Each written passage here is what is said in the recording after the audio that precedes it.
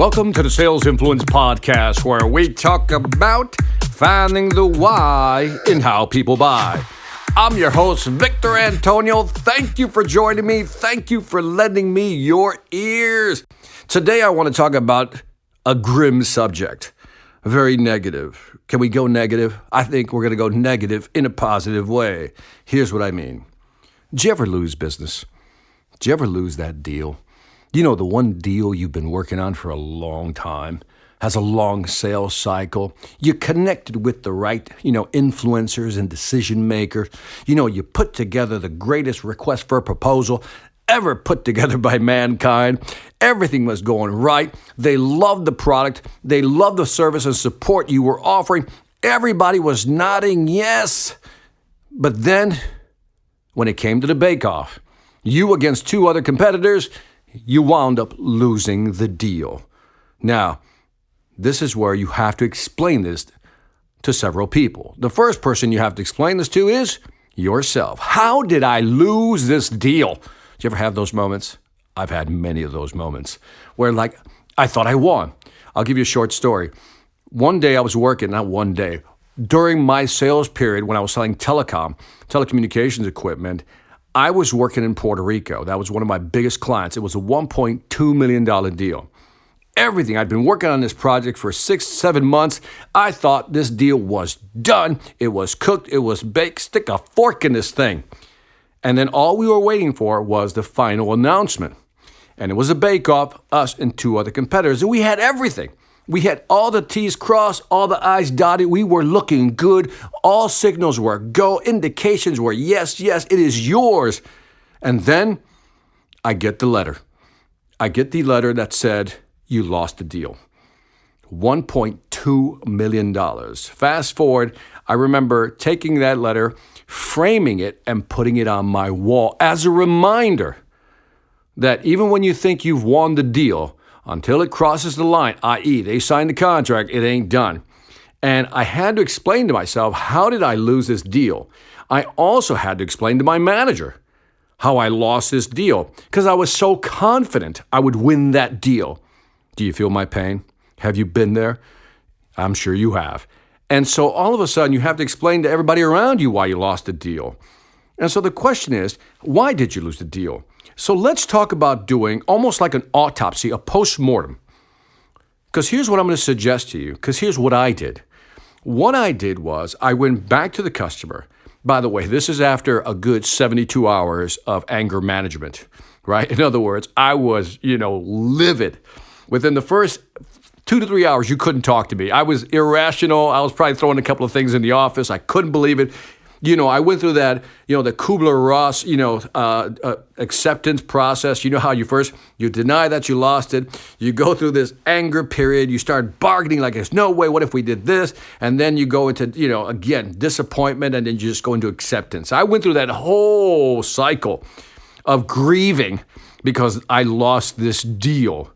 But then after 72 hours, I reached out to the customer, which was very painful to do, with the mindset that I will be relaxed and just want to ask questions. And I did a post-mortem. And what I did was simply ask a lot of questions. I called the client up and I said, look, I realize we lost the deal. I get it. The deal's done. I would like to speak with you or somebody on your team to really understand why is it that we lost this deal. And sure enough, I got the meeting. It was via phone. And, I was trying to extract a lot of information or, just really get to the root of why we lost the deal. And it wasn't so much pricing, wasn't that. It wasn't really specifications. It had everything to do with they were used to working with an incumbent. In other words, one of the competitors who had already sold to them in the past.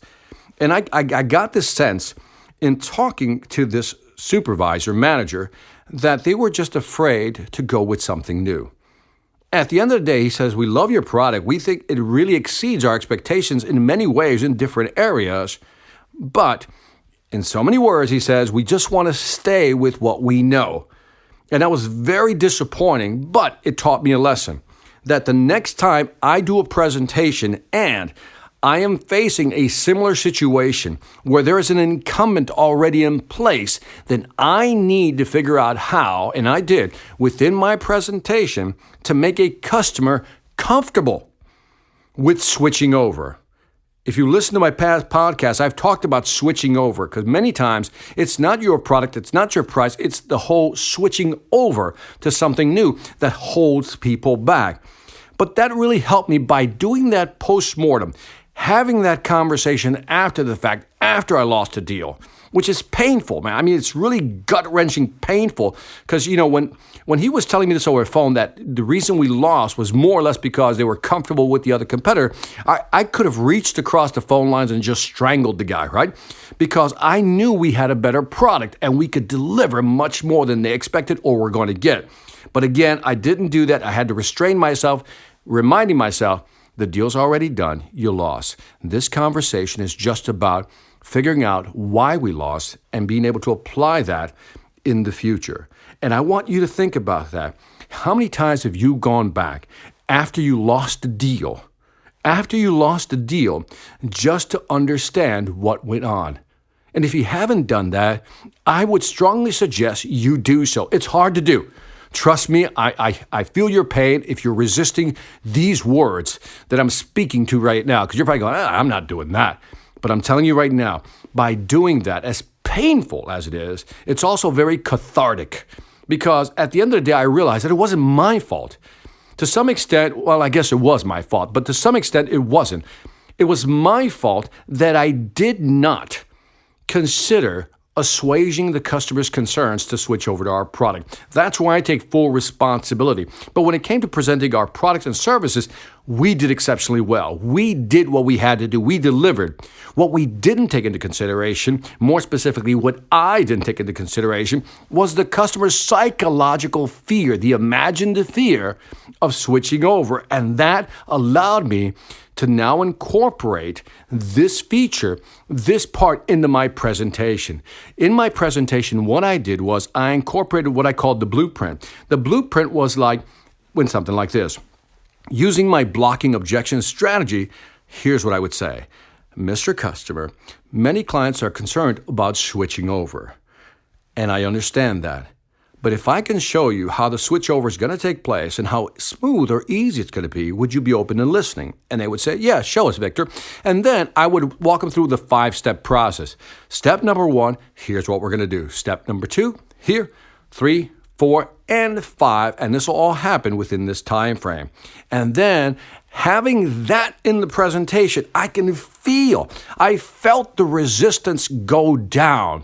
See, in other words, I would never have incorporated that piece into my presentation if it weren't for the conversation I had because I lost that $1.2 million deal. So that is a way of taking a negative and turning it into a positive. So with that, go back, talk to some of your customers, deals you've lost, have that conversation, learn, adjust, and close more sales. And that is it for the Sales Influence Podcast. Don't forget to leave me some feedback on iTunes, Stitcher, or YouTube.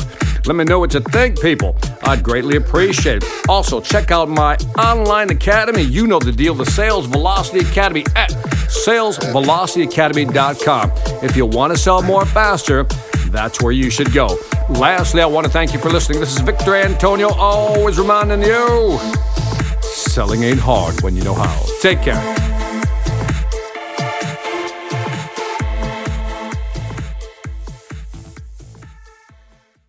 Hi, I'm Victor Antonio. I'm an author, sales trainer, and keynote speaker.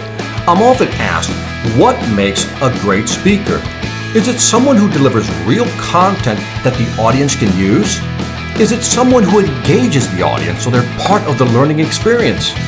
Or is it someone who can motivate an audience to push them beyond their comfort zone and discover new abilities?